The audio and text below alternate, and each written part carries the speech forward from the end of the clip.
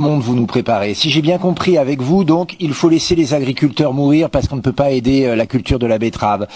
On va laisser les aéroports fermés parce que l'avion, ça pollue. La voiture, on peut pas s'en servir. Les sports mécaniques. Je vais laisser parler les autres, Madame Romani, s'il vous plaît. Vous êtes dans un monde d'interdiction, punitif, castrateur. Vous voyez en chacun de nous un moine écologique. Mais vous savez, vous avez déjà pourri la vie de la région. La moindre des décisions aujourd'hui est soumise au diktat, à l'acceptation, au tampon vert. On aide une entreprise aujourd'hui que si elle change, que si elle met des panneaux solaires, on explique qu'il faut aider nos boulangers qui sont en train de crever simplement s'ils changent leur chauffe-eau. Vous avez créé une véritable dictature des esprits qui a d'ailleurs malheureusement infusé et maintenant vous voulez pourrir la vie de tout le monde. Arrêtez, foutez-nous la paix et peut-être qu'un jour les gens vous écouteront mais aujourd'hui ils peuvent plus vous supporter. Mais pourquoi pas? Mais la question ne se pose pas pour l'instant, pour nous. Mais si l'Europe est en danger, pourquoi ne pas détruire l'ennemi qui menace le monde entier? Aujourd'hui, il y a l'ennemi qui fout, excusez-moi, la merde dans tout le monde. Répondez à ça, colonel. Répondez à ça. Pourquoi ne pas prendre cette volonté et détruire? Attendez, laissez répondre le colonel. Effectivement, je rappelle qu'en 1990, l'Irak envahit le Koweït, on fait une grande coalition et on fait la guerre à l'Irak. Voilà. Tout le monde. Jusqu'à, je précise, jusqu'à libérer le Koweït, jusqu'au dernier centimètre carré. D'accord. On n'a pas dit, on va laisser une partie et puis c'est pas bien grave. L'Irak a enfreint le droit international, voilà. C'est pas admissible, et on a fait la guerre. Très bien. Mais l'Irak. Et à la Poédie, vous dit pourquoi vous ne faites pas pareil maintenant? L'Irak n'était pas une puissance nucléaire. L'Irak aurait été une grande puissance nucléaire. Donc on a peur du nucléaire russe? Bien sûr. Mais vous nous disiez, non, vous nous avez dit pendant des mois c'est du bluff. Il faut pas céder au bluff de Poutine. Et maintenant, vous dites on a peur. Mais bien sûr qu'on a peur. Bien sûr qu'il faut prendre en compte l'arme nucléaire. Non, pardon. Je me rappelle tant de spécialistes en plateau qui ont dit c'est du bluff. Il ne faut pas céder au bluff. Non, mais Darius, ça ne comptait pas. Si ça ne jouait pas, si ça ne jouait pas, on serait déjà rentré, non pas en conflit, mais on aurait déjà mis une raclée aux Russes si ça n'avait pas compté. C'est le manque de Alors, elle a dit c'est du manque de courage. Pourquoi fabriquer des crétins?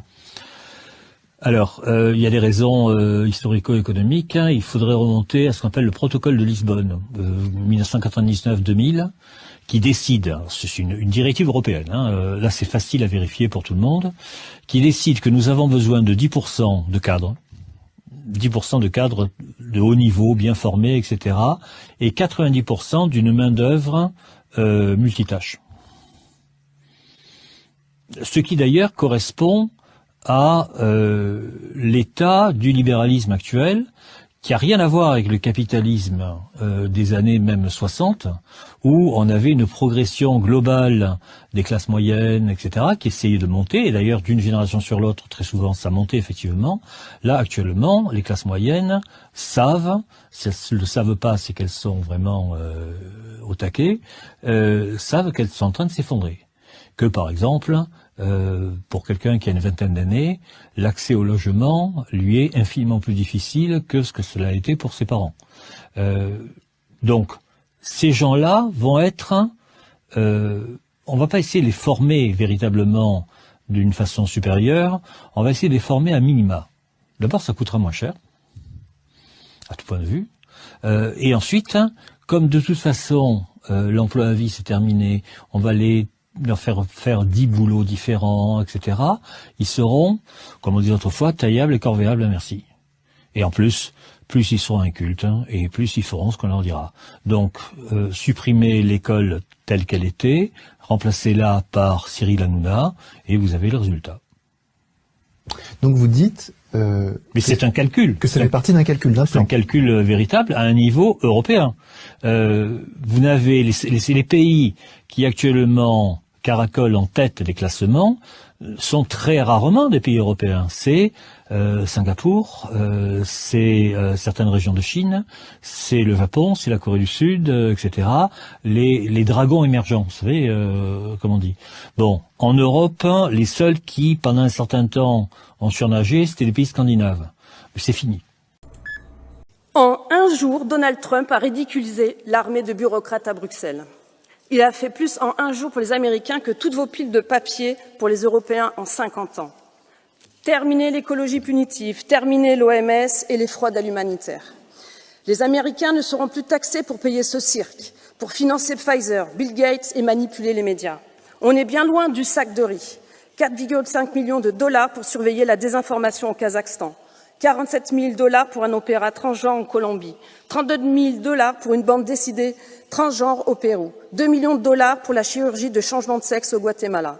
Est-ce que l'USAID n'était pas censé faire l'humanitaire? Quant à l'OMS, qu'est-ce qu'elle a fait d'utile pour la santé? À quoi ont-ils servi pendant la pandémie? À censurer les chercheurs? À recaser Agnès Buzyn et Jérôme Salomon à Genève? De la soi-disant immunité vaccinale, on passe à l'immunité judiciaire. Pourquoi l'OMS parle de sexe assigné et de transition chirurgicale à propos d'enfants?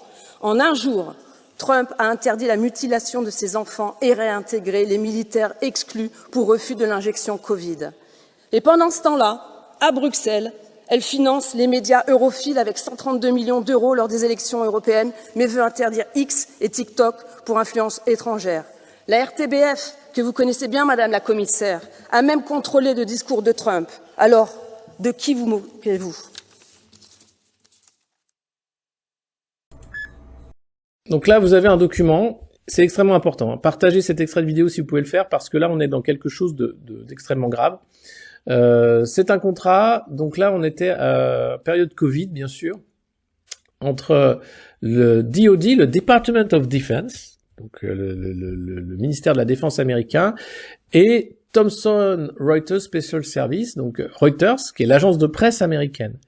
Et là, donc, c'est un contrat qui courait donc de septembre 2018 jusqu'à novembre 2022, qui a été entièrement dépensé, et le but de ce contrat, hop, je sais pas si je peux bouger, pardon, attendez, parce que là je cachais le,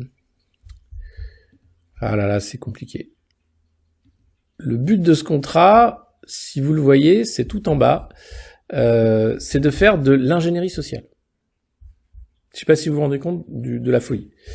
Donc là, on a un document officiel du ministère de la Défense qui a donc payé Thomson Reuters plusieurs millions d'euros avec la facture qui est là pour faire de l'Active Social Engineering Defense, AZ, et du Large Scale Social Deception, LSD.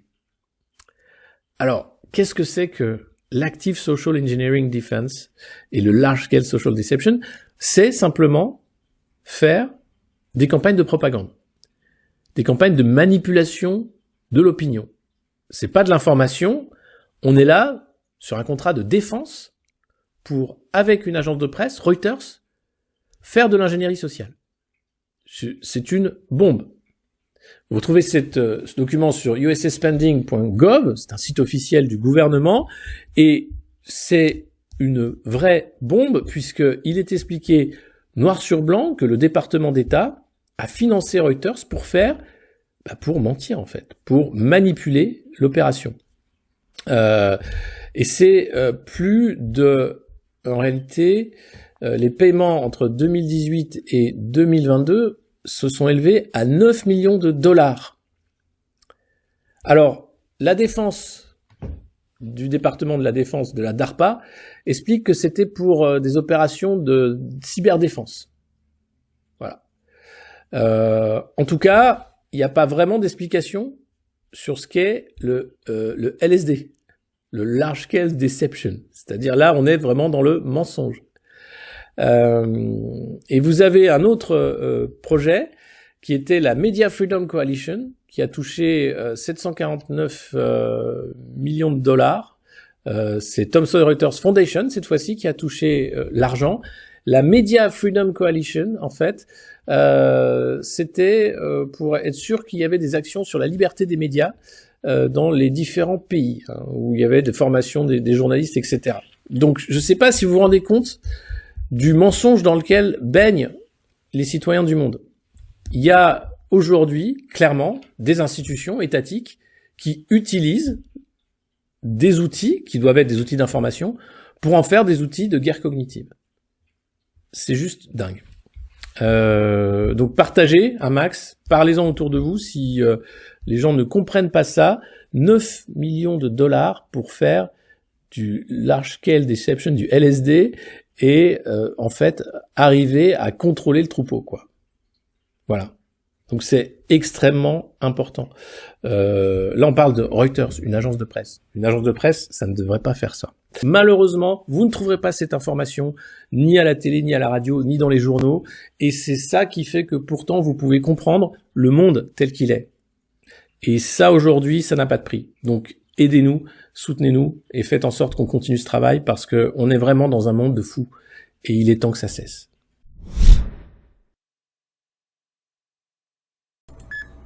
For 20 years, I've gotten up every morning on my knees and prayed that God would put me in a position where I can end the childhood chronic disease epidemic in this country. On August 23rd of last year, God sent me President Trump. All right. And he gave me...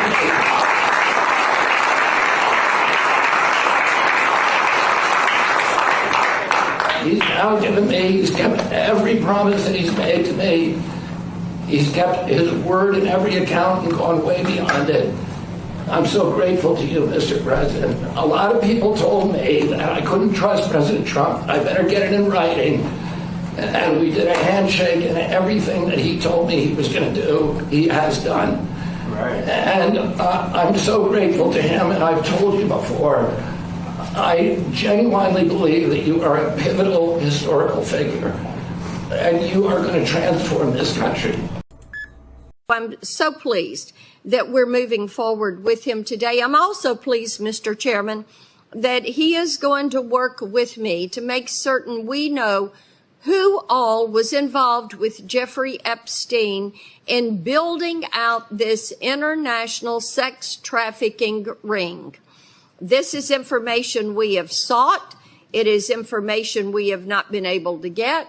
And as the next FBI director, I have no doubt that he is going to work with us to end this scourge of human and sex trafficking in the United States. Thank you, Mr. Chairman.